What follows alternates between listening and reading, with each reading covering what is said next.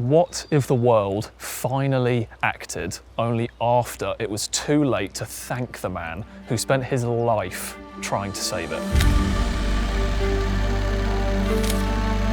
Sir David Attenborough has shown us the beauty of this planet, and he's spent decades warning us about how fast we're destroying it. We haven't listened, not really, and I believe it may only be in his absence that the true change will finally begin. David Attenborough is more than just a broadcaster. He's the voice of nature itself. For nearly 70 years, he's made the natural world accessible to anyone who's willing to watch, listen, or just pay attention. His works like A Life on Our Planet, Ocean, and his personal book, My Witness Statement, show us what we must protect and what we stand to lose if we don't. Despite everything we now know, a globally disastrous path is still being run. We are now in the Anthropocene, our current period in history where humans are having the single largest impact on our planet above all else. This isn't just climate change anymore, it's what experts call a polycrisis. Mike Berners-Lee explains this concept fantastically in his book, A Climate of Truth. It defines the climate polycrisis as a web of interconnected global challenges. Things like climate change, biodiversity loss, and resource depletion that you'll have heard lots about before are all compounding one another. This is pushing towards global tipping points. Critical thresholds affecting Earth's climate that are irreversible once we pass them.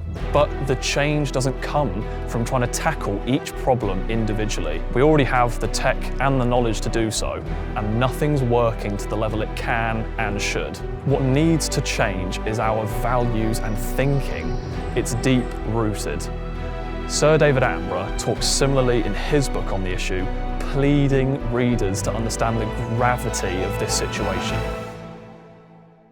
So why does Attenborough's opinion matter so much? Because he made science emotional. He gave facts a human voice.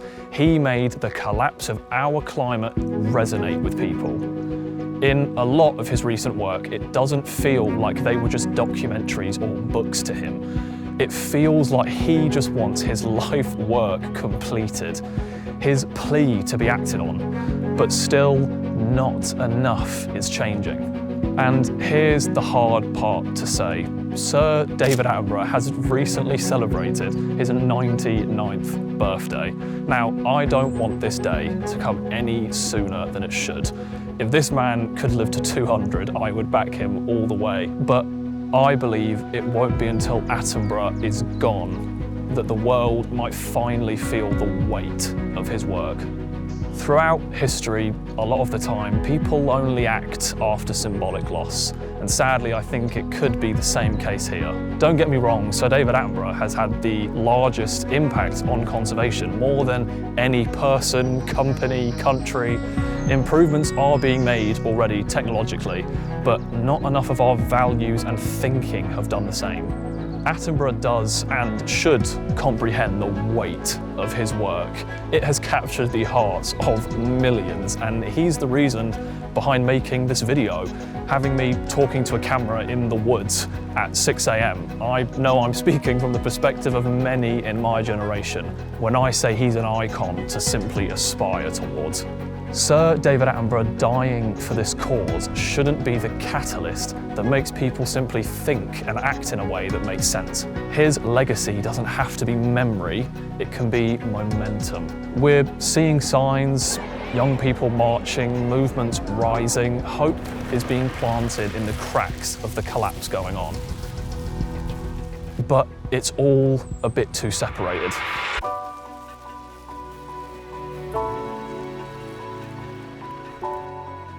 I personally hate when videos like this are made and no one gives any solutions on an individual level.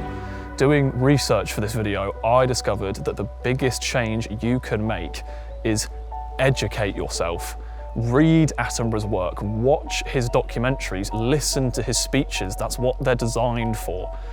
I'll link a lot of this in the description, as well as Mike Berners-Lee's book that I've mentioned in this video, A Climate of Truth.